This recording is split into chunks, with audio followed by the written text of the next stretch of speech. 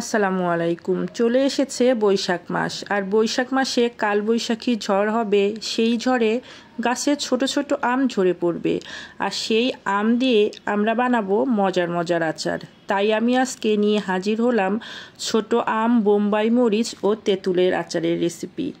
এর জন্য আমগুলোকে আমি ভালোভাবে ছিলে নিয়ে এভাবে কেটে নিয়েছি। যেহেতু আমগুলো এখনও ভালোভাবে পরিপক্ক হয়নি, তাই আমি সিদ্ধ করব না, শুধু ঠান্ডা পানির মধ্যে লবণ হলুদ দিয়ে আধা ঘন্টার মধ্যে ভিজিয়ে রাখবো। এতে আমগুলো কালো হবে না এবং আমের মধ্যে দেখেন কত সুন্দর একটি কালার চলে এসেছে। এখন একটি কড়াইয়ের মধ্যে বেশি করে সরিষার তেল দিয়ে দিব। তারপরে তেলটা হালকা গরম হলে এখানে কুচি করে রাখা শুকনা মরিচ এবং পাঁচফোড়ন দিয়ে কিছুক্ষণ নাড়াচাড়া করব। যেহেতু এটা মিক্সড আচার এবং হালকা একটু গলে যাবে, তাই আমি এর মধ্যে দিয়ে দিলাম তেজপাতা। যখন একটু পোড়া পোড়া হয়ে যাবে, এর মধ্যে কেটে ধুয়ে রাখা সেই কাঁচা আমগুলো দিয়ে দিব।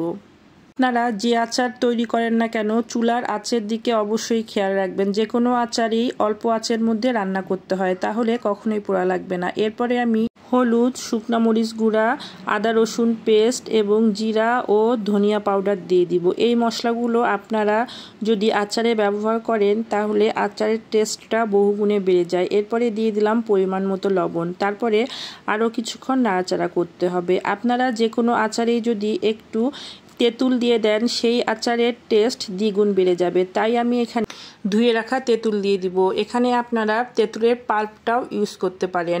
এরপরে আমি পরিমাণ মতো চিনি দিয়ে দিব। চিনিটা আপনারা প্রথমেই দিয়ে দিবেন, তাহলে চিনির যে পানিটা বের হবে, সেই পানি দিয়েই আমটা ভালোভাবে সিদ্ধ হয়ে যাবে।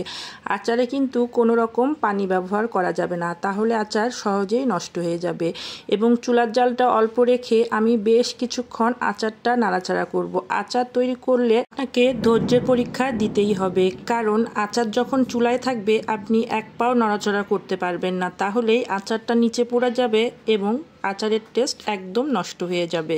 এখন আমি দিয়ে দিব সিরকা। সিরকা দিলে আচার সহজে নষ্ট হয়ে যায় না। তারপরে দিয়ে দিলাম আরেকটি উপাদান, একটি মশলা। এখানে আমি পাঁচফোড়ন, জিরা এবং শুকনা মরিচ ও তেজপাতা হালকা আঁচের মধ্যে টেলে নিয়ে গুঁড়া করে দিয়েছি। এই মশলাটা আপনারা যদি যে কোনো আচারে ব্যবহার করেন, তাহলে আচারের টেস্ট অনেক গুণে বেড়ে যাবে। আমি আরেকটু সরিষার তেল দিয়ে দিলাম। যে কোনো আচারেই সরিষার তেলের পরিমাণটা একটু বেশিই দিতে হয়। আচারটা ধীর আছে যখন নাড়াচাড়া করতে থাকবেন, দেখবেন সময়ের সাথে সাথে আচারের কালারটা কত সুন্দর চেঞ্জ হয়ে একটি সুন্দর কালারে পরিণত হবে। তারপরে আমি দিয়ে দিলাম বিট লবণ। বিট লবণ দিলেও কিন্তু আচারে একটি এক্সট্রা ফ্লেভার আসে এবং টেস্টটাও বেড়ে যায়। কে কোথায় থেকে আমার রেসিপিটা দেখছেন এবং আমার রেসিপিটা কেমন লাগছে অবশ্যই জানাবেন।